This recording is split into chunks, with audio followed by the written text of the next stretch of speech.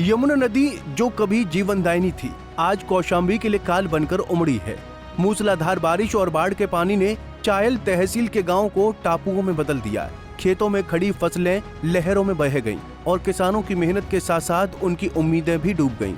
ये कहानी है कौशाम्बी के उन गांव की जहां पानी ने न सिर्फ जमीन बल्कि जिंदगियां भी तहस नहस कर दी।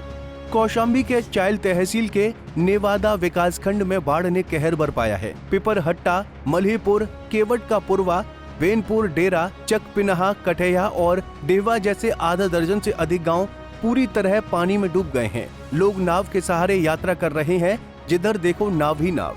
ये गांव अब टापू बन चुके हैं, जहां ग्रामीणों का बाहरी दुनिया से संपर्क टूट गया है। सड़कों पर कमर तक पानी भरा है और आम जनजीवन ठप पड़ गया है। लगभग 500 बीघा खेतों में खड़ी धान, गन्ना, तिलहन और सब्जी की फसलें पूरी तरह बर्बाद हो चुकी हैं। इन खेतों में किसानों ने दिन रात मेहनत कर फसलें उगाई थी। धान की हरियाली और गन्ने की मिठास उनकी रोजी रोटी की उम्मीद थी, लेकिन यमुना की बाढ़ ने सब कुछ बहा ले गई। किसानों के सामने अब न सिर्फ आर्थिक संकट है, बल्कि परिवार चलाने की चिंता भी सताने लगी है। बाढ़ आने से 6-7 गांव का संपर्क मार्ग टूट गया है और फसलों का काफ़ी नुकसान हुआ है। आवागमन में लोगों की दिक्कत हो रही है और अभी फिलहाल तो नाव चल रहे हैं जिलाधिकारी महोदय के आदेश अनुसार।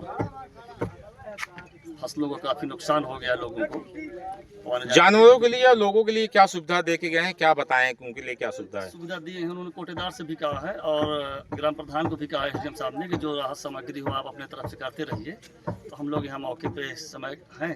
जो भी लोगों की कितनी दिक्कतें आप लोग को आ रही है इसमें? आने जाने तो काफ़ी दिक्कतें आ रही हैं, क्योंकि जब संपर्क मार्ग टूट गया है तो नाव द्वारा उतरना है, आना है जाना। लोग बाइक खड़ी करते हैं, 4 व्हीलर इधर खड़ी करते हैं, कोई उधर खड़ी करता है, तब आते जाते हैं। क्या बाढ़ राहत चौकी बनाई गई है? हाँ, बाढ़ राहत चौकी बनाई गई है। क्या नाम है आपका? फरीद अहमद, ग्राम प्रधान, कटैया। खेतों में पानी भरने से उड़द, मूंग और तिलहन जैसी फसलें सड़ गईं। ये नुकसान न सिर्फ व्यक्तिगत है, बल्कि पूरे ग्रामीण अर्थतंत्र पर भारी पड़ रहा है। प्रशासन ने इस आपदा से निपटने के लिए राहत कार्य तेज कर दिए हैं। जिला अधिकारी मधुसूदन हुलगी ने स्वयं प्रभावित गांव का दौरा कर हालात का जायजा लिया।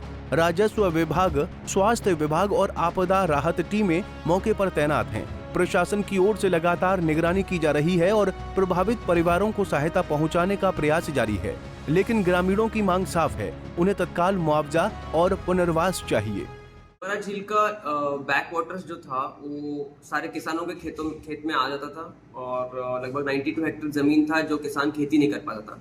लेकिन विगत 1 वर्ष में हम लोगों ने ये प्रयास किया कि बैक वाटर के पानी को नाला से कनेक्ट करें और नाला आगे जाके यमुना नदी को कनेक्ट होता है। वो कनेक्शन की वजह से पानी वो नाला में बहने लग गया है और खेती खाली हो गई है और पानी उस पर जो भरा जा रहा है वो उसको किसान सिंचाई के लिए भी यूज़ करने शुरू कर दिया है। इससे किसानों को बहुत राहत भी मिली है और उनकी खेती भी करने लगे हैं। पिछले 1 साल में उन्होंने 2 बार प्रोडक्शन भी किया है और हम लोग उस जो नाला बना हुआ है 3 किलोमीटर की लंबाई में, उस पर वृक्षारोपण भी करवाएंगे उन्हीं किसानों के साथ और उन्हीं की सुपुर्दगी पे देंगे, ताकि वो पौधे भी बचे रहे, खेती भी करते रहे और हमारा यमुना झील भी बचा है। ग्रामीणों का कहना है कि बिना सरकारी मदद के वो इस संकट से उबर नहीं पाएंगे। प्रधानमंत्री फसल बीमा योजना के तहत मुआवजे की प्रक्रिया को तेज करने की मांग उठ रही है। इस योजना के तहत बाढ़ जैसी प्राकृतिक आपदाओं से हुए नुकसान की भरपाई के लिए किसानों को 2 लाख रुपए तक का मुआवजा मिल सकता है, लेकिन इसके लिए समय पर आवेदन और जागरूकता जरूरी है। कौशाम्बी की ये बाढ़ सिर्फ एक प्राकृतिक आपदा नहीं, बल्कि हजारों परिवारों की जिंदगी का संकट है। यमुना का पानी भले ही उतर जाए, लेकिन किसानों के जख्म इतने जल्दी नहीं भरेंगे। सरकार और प्रशासन से उम्मीद है कि मुआवजा और पुनर्वास की प्रक्रिया तेज होगी। पंजाब केसरी टीवी के लिए कौशाम्बी से कुलदीप द्विवेदी की रिपोर्ट।